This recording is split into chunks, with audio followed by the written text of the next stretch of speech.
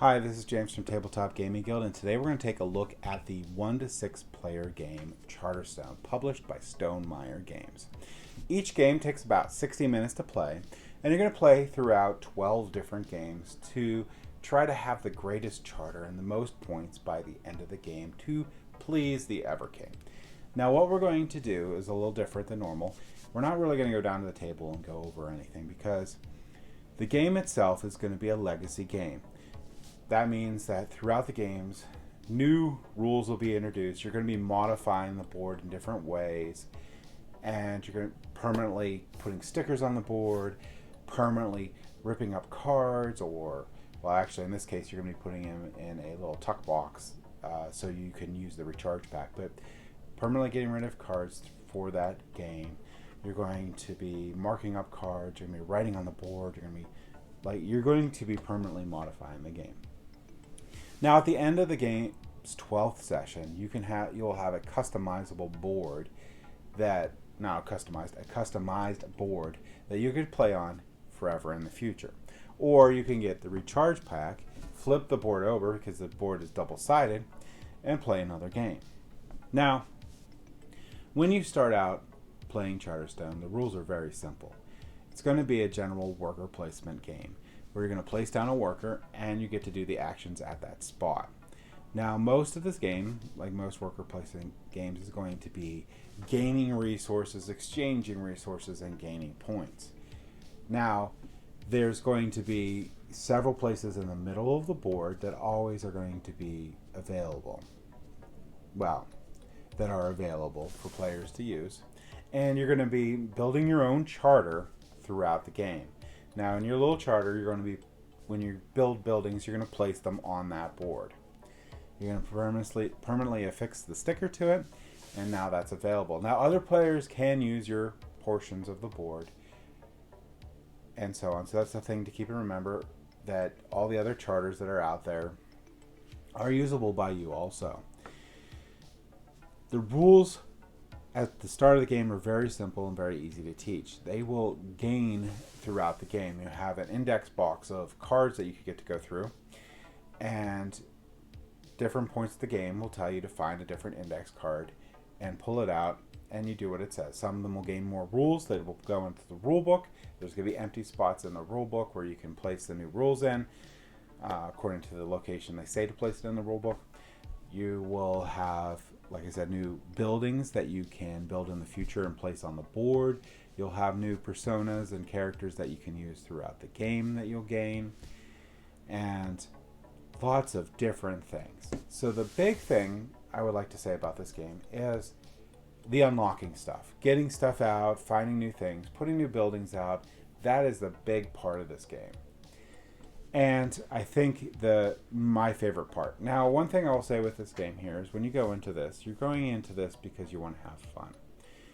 If you're super competitive, this may not actually be the game for you, because you don't want to go into this game here and just plow through it and get as many points as possible throughout the game, because you're going to lose a lot of the enjoyment of unlocking the stuff. So this is going to be a more casual, family-friendly sort of board game, and I think you'll get the most joy out of just having fun playing the game, doing the different things, and just exploring.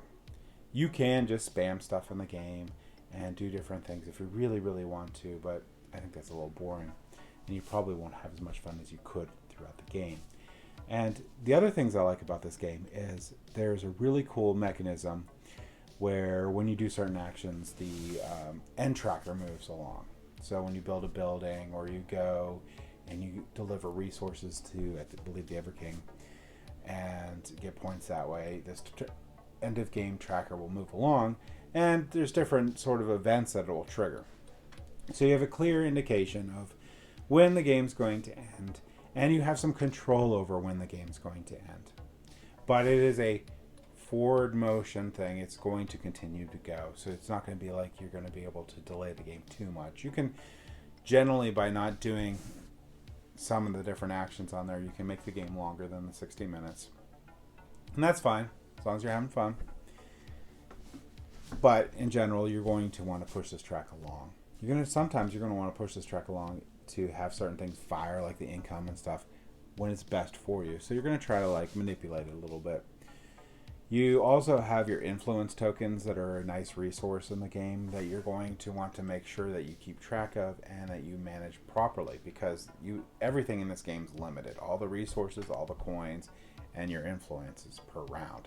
So you're going to try to use your influences as best as possible, whether that's going to try to get more points for the sailing section, I forget what it's called, or deliver more goods and put your influence coins or influence tokens on that, or build more buildings and lose your influence to general supply.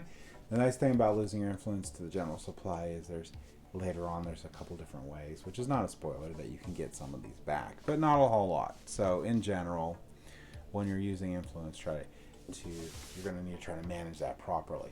The other cool mechanism, and I really like this in a lot of different games that Stonemaier Games does, is there's not really rounds in this game. You're going to, in a nice, cool flow, go through the entire game until the end. You're not going to have to say, okay, everyone took their turn, let's stop, let's reset the resources, let's do all these fiddly stuff. No, you're just going to keep going and keep going. It's really nice. When you place your workers, you're going to, and a lot of other Stonemaier games do this, you're going to place them in that area. When you run out of workers, you have to actually recall your workers for the round, and you're going to get coins and stuff when you do that. You can also go to areas where another worker is. So, which is not really what a lot of worker placements games do, but I really like this because it's actually worse. So, it can be.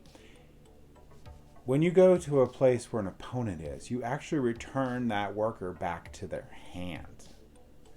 And by doing that, you're going to allow them to have more turns before they have to recall.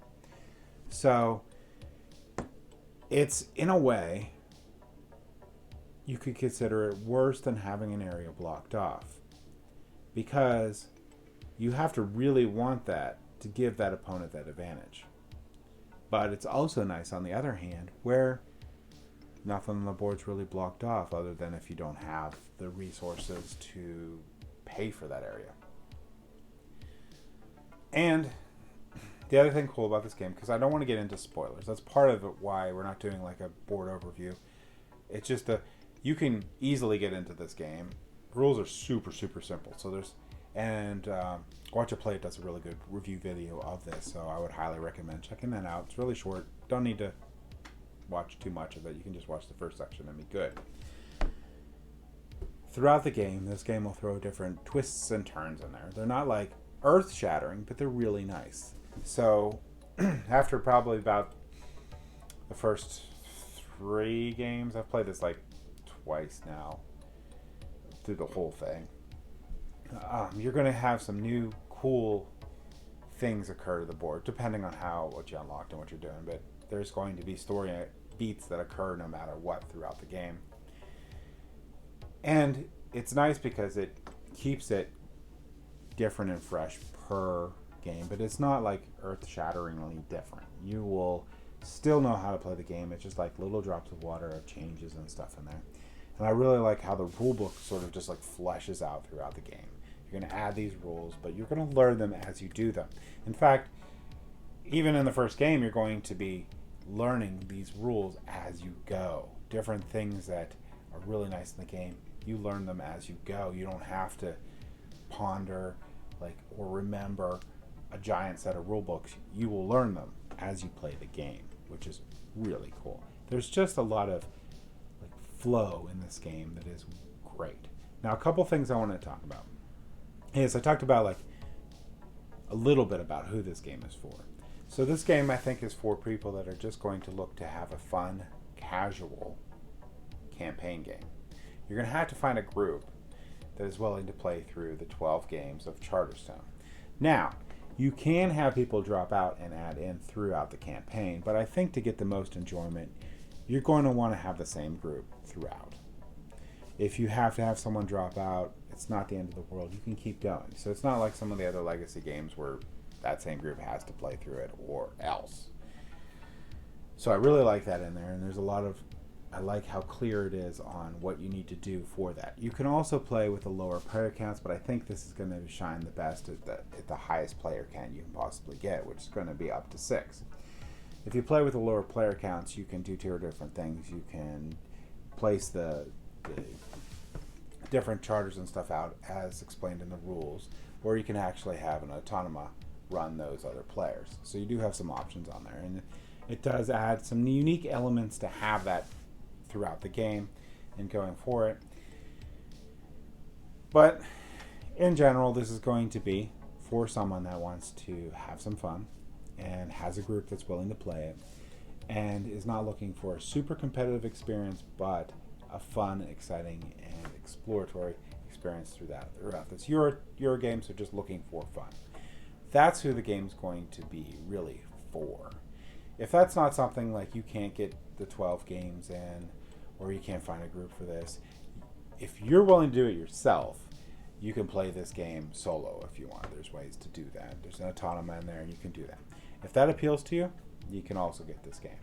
But if you don't want to play the game solo and you're not sure about being able to have a group invested to play the 12 games, this may not be for you. So that's just to keep in mind. So, as in with any legacy game, there's going to be that decision. There's going to be that decision of, hey, can I get 12 game nights to play this game? That's the first thing. If you can't get 12 game nights to play this game, which I would suggest they should be pretty close to each other, because there's some cool things that go throughout there that it's nice to build up on. You have a player box that you get with the game where you store all your components between games and stuff that you can add up.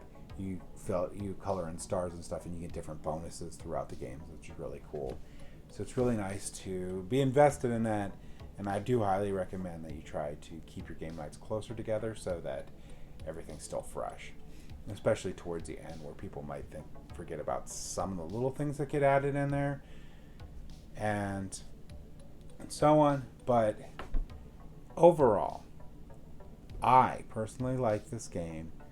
I didn't at first, and that's because I went in and playing the game where I wanted to just win. So my only concern was being able to figure out how to generate the most possible points per game. Not only was that boring, but that also delayed the games because I wasn't actually doing necessarily things in the game to progress it. So I wasn't discovering new things, putting new cool stuff on the board necessarily. I was occasionally. I was just going and doing a cycle where I would just get points and points and points and put my own fun tokens to sail out. In general, I would win those games. So that's why I say that the game, when I went into it where I was just casually playing it and just having fun, it was amazing. It was a lot of fun. So that's my thoughts on Charterstone. Thank you for watching.